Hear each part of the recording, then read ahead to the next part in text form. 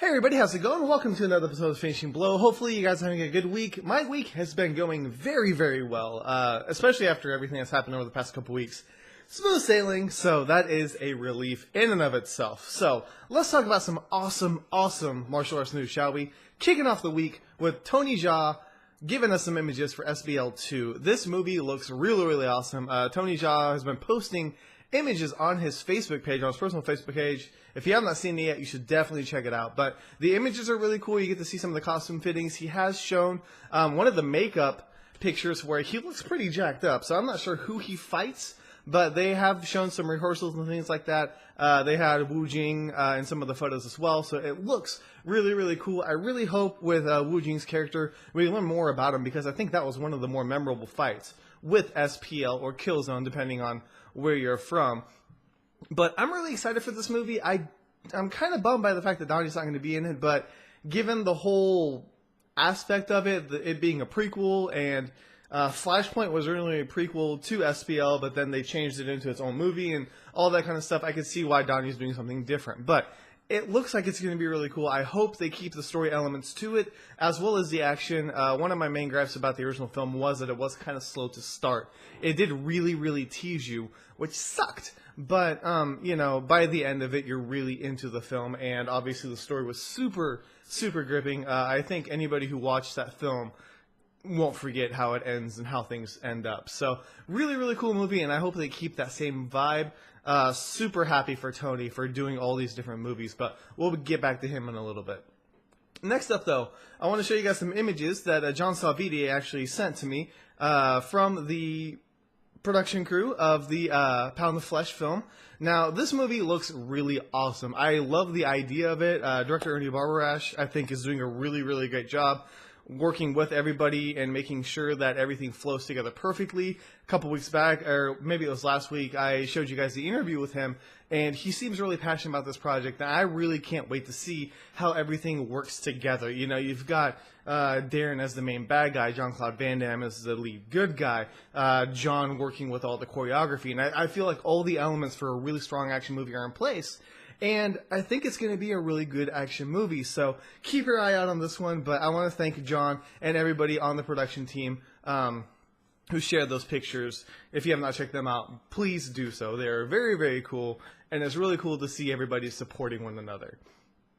All right, next up, there's a movie coming out called Kung Fu Shaolin Temple, and it's going to be filmed at the Shaolin Temple. Now, I want to stress that this is not the remake that Justin Lin is doing. This is actually a movie that's going to be directed by, I want to say it's Kai Song. I don't know how you pronounce it, but it looks like he's done a couple movies as a director, but he's mainly like a cartoonist, which is really weird, but hey, whatever he wants to do. There are a couple images of him at the press release with the actual abbot from the Shaolin Temple, so I'm not too sure how this is going to work out, but it's really interesting to see them out and open in the public. Now, I'm not too sure with the Shaolin Temple how publicly out they are, I guess.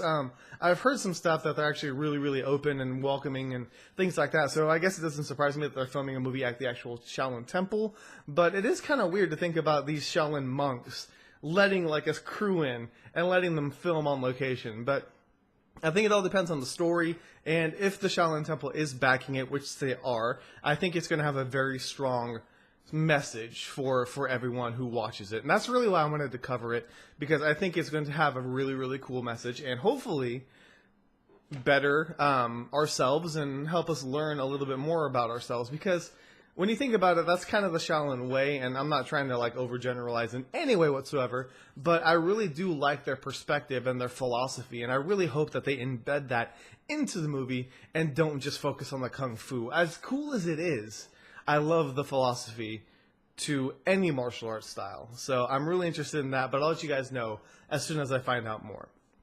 All right, next up, a very quick little blip. Kung Fu Panda 3 coming out holiday season next year. I believe it's December 23rd is the tentative release date. Not huge news. Jackie Chan will be reprising his role again.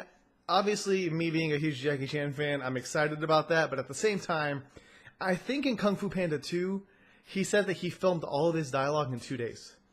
That's it. It took him 2 days because he hardly speaks. So it's cool that Jackie's on the cast, but he doesn't really say anything. So, I mean, it is what it is. But what's interesting is in the second movie, they got Jean-Claude Van Damme, they got Michelle Yeoh, they got all these pretty much key players in the martial arts world to voice characters. And I really hope they keep that trend going. I hope that they get some more people in the film to play different characters. I think that would be really, really cool. And I get a kick out of that, to hear all these different people playing characters. Don't judge me for watching kids' movies, but it is really cool and it's entertaining. And I think everybody knew the third one was coming. The first two were hugely successful, and it doesn't surprise me at all that they're making a third one. So I'll let you guys know when I learn more about it. Obviously, with these movies, it takes a lot of time for them to make it, so I'm not sure if we're going to be getting a lot of news anytime soon, but I will let you know as soon as I find something out. All right, next up, Power Rangers. You guys remember that, right? Mighty Morphin Power Rangers. Obviously, there's been a lot of different Power Rangers series since then, but Saban and Lionsgate are teaming up to bring us a brand new live-action Mighty Morphin Power Rangers film. Now, a lot is not known at this point. We don't know who's going to be playing it, what they're going to do, but a lot of people are excited, I think, because they grew up with it. Now, thank goodness it's not Michael Bay, because Ninja Turtles, oh god, let's not even get there. Let's just say that Mighty Morphin Power Rangers has a very special place in my heart because I really grew up watching a lot of Power Rangers shows, especially in Japanese, because being half Japanese, I watched a lot of those. Whether it's, I don't want to sound too crazy, but my favorite one was actually ninja-based, it's Kaku Ninja, and it's actually the one where Kane Kosugi played the Black Ranger, which was so much fun. It was so cool to watch him do that. But anyways, that's just me nerding out. So it would be really, really interesting to see how they do the Mighty Morphin Power Rangers. I don't want to say remake because it's a live-action film and they're revisiting that era. So a lot of people are wondering if Jason David Frank, who played Tommy and a lot of the different, I think it was the White Ranger for sure, the Green Ranger, and I know he played a couple other Rangers as well, but he's going to be really cool if he made a cameo or something like that in this movie. But we'll see how they handle it. I don't know if they're going for gritty, if they're going for cheesy, what they're going to do, but it will be really, really cool to see the Power Rangers back on the big screen. I may be in the theaters with a theater full of 12-year-olds, which would be really awkward, but I'll sit through it. Just for the Power Rangers, I'll do it. All right. Lastly, for the news side of things, we have Stephen Fung talking about his Kickboxer remake. Now, I don't know how I feel about this movie. I don't know how I feel about remakes in general, to be totally honest with you. But Stephen Fung hasn't made that many movies, and I thought he was going to make the next Tai Chi movie, which is supposed to be Tai Chi Summit, and to follow up Tai Chi Zero, Tai Chi Hero. But I don't know if that fell apart or if they're just waiting to do it later. But he has a couple movies under his belt, not a lot, but they're letting him handle this remake, and they're saying that Jean-Claude Van Damme may have a cameo appearance in this movie. They're not too sure yet, but it's supposed to be grittier than the original film, which seems kind of weird to me, but if that's the way they want to take it, more power to them. I hope they don't go too gory and too crazy, but it is what it is. So I'm not too crazy about the remake itself. I don't think there's been any remakes that I've been really, really fond of where I said, you know what, I'm so glad they made that. The original didn't matter, so this one's way better. Never had that happen. Even with the Karate Kid, I still like the original one more than the Jackie Chan version. And I just feel like it's unnecessary, but that's a whole nother topic for a whole nother day. There's plenty of other genres that are rehashing same shows and franchises and ideas and things like that. So, lastly, though, I do want to talk about my Yum Goong 2 review. It felt so refreshing, I'm not even going to lie to you, to watch an Asian film for the longest time. Because for the past, 3 weeks, almost a month now, I've been watching American films. Now, The Raid 2 was not an American film. I understand that, but I watched it in an American theater. And then I watched Captain America. And then I watched Hercules. So it felt really good to get back into watching, Asian films. It sounds really weird, but to be able to do that. Now, the movie itself, I don't even know where I can begin with that movie. Oh my god. If you haven't seen it, I don't know what to tell you. Read my review, and you guys will know exactly how I feel about the movie. But I could do a whole nother topic on that. I could talk about it for no holds barred about all the things that I can pinpoint on it, which I don't want to make that a rant series, but it could be.